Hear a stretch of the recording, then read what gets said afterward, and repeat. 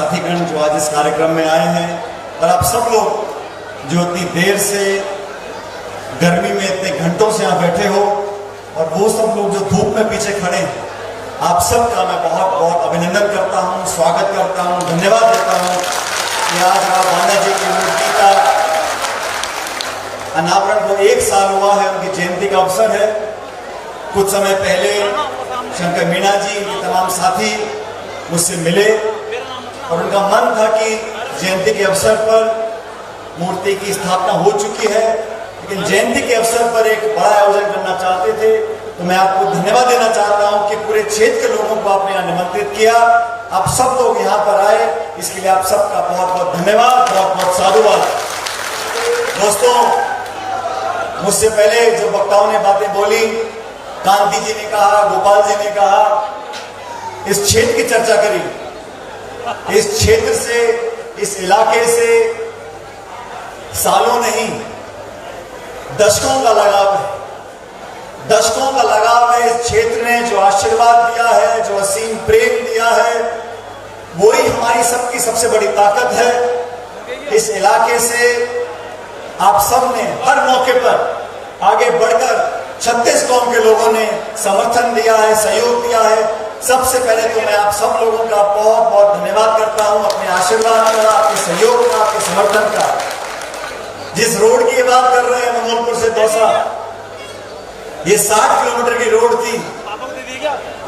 राष्ट्रीय राजमार्ग 11, फिर 11A, फिर 11A एक्सटेंशन, और मैं समझता हूं इस रोड के निर्माण के बाद इस क्षेत्र में तमाम संभावनाएं बन गई हैं विकास की, प्रगति की, और मैं देखता हूं कि क्षेत्र में अब खुशहाली का माहौल है। और जब सड़क बनती है इतनी बड़ी, जब 2 क्षेत्र जुड़ते हैं, तो आसपास के पूरे इलाके को लाभ होता है। इसमें कोई एक जाति, एक धर्म, एक समाज, एक बिरादरी की बात नहीं है। किसी एक पार्टी की विचारधारा वाले लोग सड़क पे चलते हैं, ऐसा नहीं। सबके लिए विकास होता है, और यही बड़ी सोच लेकर लोगों को समाज में काम करना चाहिए, राजनीति में काम करना चाहिए। सोच व्यापक हो, लोगों को साथ लेकर चलने की हो, लोगों को जोड़ने की हो। आजकल तमाम नेता तोड़ने की बात करते हैं, विवाद पैदा करने की बात करते हैं। समाजों को, जातियों को, अलग अलग धर्म के लोगों को, अलग अलग प्रांत के लोगों को, यहां तक कि गोत्रों पे लोगों को आपस में टकराने का मौका दिया जाता है। आप सब समझदार लोगों को, और मुझे खुशी है इस मंच से तमाम विधायकों ने, तमाम सांसदों ने एक ही बात बोली है। आज राव बांधा जी के जयंती के अवसर पर हमें अपने इतिहास को भी याद करना है, लेकिन भविष्य की चिंता भी करनी है। भविष्य बेहतर कब बनेगा? जब हमारे बच्चे पोते पढ़ेंगे, लिखेंगे, अपने पैरों पर खड़े होंगे, संपन्न होंगे, साधन उनको मिलेंगे, नौकरियां उनको मिलेगी, जीवन उनका बेहतर होगा। समाज में जो कमियां हैं, कुरीतियां हैं, उनको दूर करने का एकमात्र इलाज है हम शिक्षित हों, पढ़े लिखें और साधन संपन्न बने। ये कोई राजनीतिक मंच नहीं है कि मैं आप लोगों से 2-3 सवाल जरूर पूछना चाहता हूं। आज चाहे हमारा आदिवासी समाज हो, चाहे दलित समाज हो, बार बार सड़कों पे क्यों आना पड़ता है? बार बार भारत बंद क्यों करना पड़ता है? बार बार आंदोलन क्यों करना पड़ता है? हक और अधिकार जो अम्बेडकर साहब ने संविधान में लिखे थे, आज उनको कौन लोग चुनौतियां दे रहे हैं? आज वो कौन लोग हैं जिनके साए से आदिवासी दलित समाज के अंदर घबराहट पैदा होती है? हम लोग भी सरकार में रहे, मनमोहन सिंह जी 10 साल प्रधानमंत्री रहे, मैं उनकी सरकार में मंत्री रहा। मैं आप लोगों से पूछना चाहता हूं, जब कांग्रेस की सरकार दिल्ली में थी, मनमोहन सिंह जी प्रधानमंत्री थे, कभी आदिवासी समाज को लगा कि हमारे अधिकार छीन सकते हैं? कभी किसी को लगा कि संविधान में संशोधन कर सकते हैं? तो क्या कारण है कि बड़े बड़े पदों पर बैठे लोगों को बार बार ये सफाई देनी पड़ती है, बार बार ये सफाई देनी पड़ती है कि हम संविधान से छेड़छाड़ नहीं करेंगे, हम आरक्षण से छेड़छाड़ नहीं करेंगे। अरे भाई, आप ही के लोग बोल कर लोगों को उकसाते हैं, संशय पैदा करते हैं। इसलिए मैं आप लोगों से कहना चाहता हूं हम सब लोग जो राजनीति में काम करते हैं, हो सकता है हमारी अलग अलग सोच हो, अलग अलग विचारधारा हो, लेकिन हम सबका दायित्व है, इस देश में सबसे बड़ा ग्रंथ अगर कोई है हमारा संविधान है। और मैं इस मंच से धन्यवाद देना चाहता हूं राहुल गांधी जी का।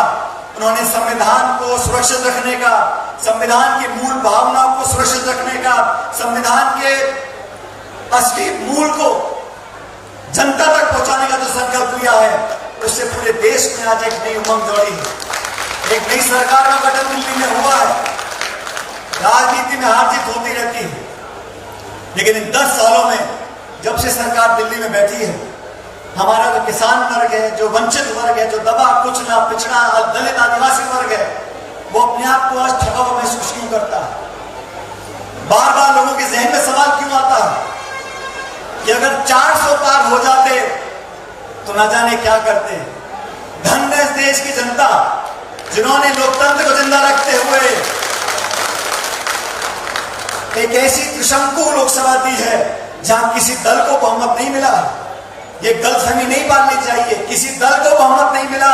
एक मिलीजुली सरकार बनी है, 2-2 बैसाखियों को लेकर सरकार आगे चल रही है, और उसका परिणाम यह है कि दिल्ली की संसद में जहां मुरारी जी और हरीश मीणा जी बैठते हैं, आपके आशीर्वाद से, और मुझे कहते हुए बड़ा फक्र है, मैं धन्यवाद देना चाहता हूं आप सब लोगों का। चाहे धौलपुर हो, चाहे भरतपुर हो, चाहे दौसा हो, चाहे टोंक हो, सब जगह प्रचंड बहुमत के साथ कांग्रेस पार्टी के हमारे सांसद जीत कर गए हैं।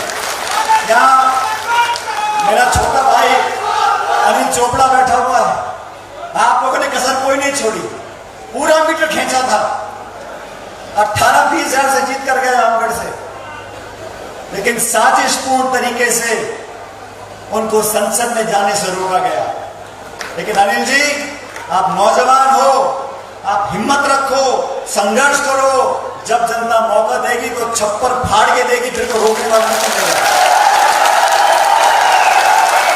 हम लोग प्रचार करते हैं किसान की बात, किसानी की बात, गरीब की, मजदूर की, नरेगा की, शिक्षा की, रोड की, बिजली की, स्कूलों की, अस्पतालों की, कॉलेज की। देश को विकास करना है, देश को जोड़कर रखना है। चाहे महात्मा गांधी हो, चाहे राजीव गांधी हो, इंदिरा गांधी हो, हम लोग क्या बातें क्या करते थे? ये देश सबका है, सबकी भागीदारी है, सब नागरिक बराबर है। कानून संविधान बोलता है हर नागरिक का एक वोट है, कोई पक्षपात नहीं होगा, कोई भेदभाव नहीं होगा, संविधान सबसे ऊपर है। देश की सरकार चलेगी तो संविधान की भावना से चलेगी। आज ये माहौल बन गया। अब देखो, जब से राहुल गांधी जी नेता प्रतिपक्ष बने हैं, संसद में क्या हाल है। बड़े बड़े नेताओं के मुंडे मुरझा गए, वो रौनक चली गई, वो हंसी चली गई। और जो बिल लेके आते हैं, पहले कहा लैटरल एंट्री करेंगे, जो आईएएस के अधिकारी हैं उनकी भर्ती सीधा करेंगे। मतलब वहां पर भी वो जो दलित, पिछड़ा, आदिवासी, गरीब पक्ष के लोग हैं, उनके बच्चों को रोकना चाहते थे। हमने विरोध किया और सरकार को अपना आदेश वापस लेना पड़ा, क्योंकि ये विपक्ष की ताकत है, ये आपके संघर्ष की ताकत है। बहुत सारे बिल पार्लियामेंट में लेकर आते हैं, लेकिन जब पूरा विपक्ष धारता है तो संख्या बल देखो, 290 तो सत्ता के हैं और 234 विपक्ष के हैं। बहुत ज्यादा फासला नहीं है, लोग समझ रहे हैं। मैं आप सब लोगों से आग्रह करना चाहता हूं, हमारा आदिवासी समाज, हमारा दलित समाज हमारी आन बान और शान है। मैं आप लोगों को विश्वास दिलाता हूं, आपके हितों के लिए, आपके बच्चों के भविष्य को संरक्षित रखने के लिए जो भी हमें करना पड़ेगा, हम करने को तैयार हैं। हम उस दल से वास्ता रखते हैं जो 130 साल से देश को सींचती आई है। सत्ता हो या विपक्ष हो, सबको साथ लेकर आगे चलने का हमने संकल्प लिया है। हम लोग राजनीति में हैं, हमारे विरोधी भी हो सकते हैं। विरोध होता है वैचारिक सोच का, काम करने के तरीके का, उस पर चर्चा हो, संवाद हो। लेकिन जो लोग हमारी राजनीति को जानते हैं वो समझते हैं हमने बड़े से बड़े विरोधी का भी अगर विरोध किया है, डट कर किया है, लेकिन संयम से किया है, मर्यादापूर्ण भाषा से किया है। विरोधियों का सम्मान करना, अपने प्रतिद्वंदी को इज्जत देना, संयम और मर्यादा की सीमा को नहीं लांघना, ये हमारी राजनीति का परिचय है। अरे राजस्थान है साथियों, ये तो अतिथि देवो भव की भूमि है। जो भी आएगा उसका स्वागत है। प्यार मोहब्बत का इतिहास रहा है। वाणी में विनम्रता रखनी चाहिए, लोगों को सम्मान पूर्वक संबोधन करना चाहिए। और अगर राजनीति की बात आ रही है तो चुनाव उपचुनाव आने वाले 5-6 जगह, तब तो हाथ गिनने का पता चल जाएगा। मैं तो नहीं कहता हूं पहली बार कि जीवन में समय कभी एक सा नहीं रहता। समय कभी एक सा नहीं रहता। जिन लोगों को सत्ता की चाबी दी जाती है उनसे अपेक्षा की जाती है कि आप अपनी पूरी ताकत जनता की सेवा में लगाओ, गरीब का कल्याण करो। आज क्या हालात बने हुए हैं, बच्चों का बलात्कार हो रहा है, विकास के नाम पर सिर्फ घोषणा हो रही है। इतना झगड़ा है, मुझे पता नहीं कौन मंत्री है और कौन नहीं है। अब तो पूछते डर लगता है मेरे को। मुझे किसी पत्रकार ने पूछा, हमारे समाज के बड़े वरिष्ठ नेता हैं, दूसरी पार्टी के लेकिन बड़े वरिष्ठ नेता है डॉक्टर किरोड़ी मीणा जी। अब वो मुझे कि पत्रकार ने पूछा कि डॉक्टर साहब मैं अभी इस्तीफा वापस नहीं लिया। मैंने उनसे कहा, हालांकि मेरी पार्टी का मसला नहीं है, मसला भाजपा का, वो निम्न केस से कि मैंने भाजपा के नेताओं को सलाह दी, अगर सच्चे मन से मनाओगे तो मान जाएंगे। वो आधे मन से मनाते तो कौन मानेगा? उनका मनाने का मन ही नहीं है। मनाओ तो मान जाएंगे। और राजनीति में अलग अलग विचारधारा है, अलग अलग पृष्ठभूमि है। हम सब लोग, हमारा अंतिम उद्देश्य क्या है कि हम में से जनता की सबसे बेहतर सेवा कौन कर सकता है। हमारा कोई आपसी झगड़ा नहीं है, कोई व्यक्तिगत किसी से राग लपेट नहीं है। हम तो विचार के माध्यम से, योजना के माध्यम से, घोषणा पत्र के माध्यम से, अपनी सोच के माध्यम से जनता को प्रभावित करते हैं। आप हमको वोट दो, हम बेहतर सेवा कर सकते हैं। जो प्रतिस्पर्धा है वो जनता की कसौटी पर खरा उतरने की है। उसमें सबका स्वागत, अपनी बात को रखें, बाकी जनता निर्णय करेगी। लेकिन इस क्षेत्र के लोगों को, इतनी बड़ी तादाद में आप लोग आए हो और इतनी शांति से, इतनी लंबे समय से आप लोग बैठे हो, ये दिखाता है कि आपके समाज में जो एकता है, आप में जो एकजुटता है और आपस में जो विश्वास है, वो हमारी सबसे बड़ी ताकत है। और अभी जो मुद्दे उन्होंने उठाए हैं, कांति जी ने, गोपाल जी ने, मुरारी जी, हरीश जी ने, कि यहाँ पर जो फॉरेस्ट का इलाका है, कभी कभी दिक्कत आती है गांव पंचायतों को हाईवे से जोड़ने का। अब तो दोनों सरकारें एक ही दल की हैं और दोनों मंत्री भी अलवर के ही हैं, राजस्थान के भी और केंद्र के भी।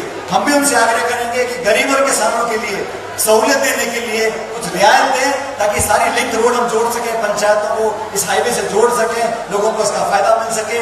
मैं आपसे इतना आग्रह करूंगा, राजस्थान की धरती अमन, चैन, शांति, प्रेम, भाईचारे की धरती है और ये मर्यादा हमें बनाए रखनी है। हमारे पूर्वजों ने हमको ये पूंजी दी है कि पूरे देश और दुनिया में इस धरती की मिट्टी की जो महक है, वो खूबसूरती की है, वो प्रेम की है, वो भाईचारे की है, उसको हमेशा बनाए रखना। हम महात्मा गांधी वाली सोच के लोग हैं, हम सबको साथ लेकर चलना जानते हैं। इसलिए आप सबसे मेरा निवेदन, एकजुट रहें, ताकतवर रहें और समय बहुत जल्दी बदलेगा। यहाँ जो हालात मुझे दिख रहे हैं, बहुत लंबा चलने वाला मामला है नहीं, लेकिन आपकी एकता रहेगी, एकजुटता रहेगी, ताकत रहेगी। मैं एक बार शंकर मीणा जी को, इनकी पूरी टीम को धन्यवाद करता हूँ कि आपने हम सबको आमंत्रित किया। आज जो मंच पे लोग बैठे, हम सब आपकी सेवा के लिए हमेशा मौजूद रहेंगे। मैं परमपिता परमेश्वर से कामना करता हूँ कि आप लोग हमेशा मुस्कुराते रहो, फलो फूलो, आगे बढ़ो और ईश्वर आपकी झोलियों में खूब सारी खुशियां डाले।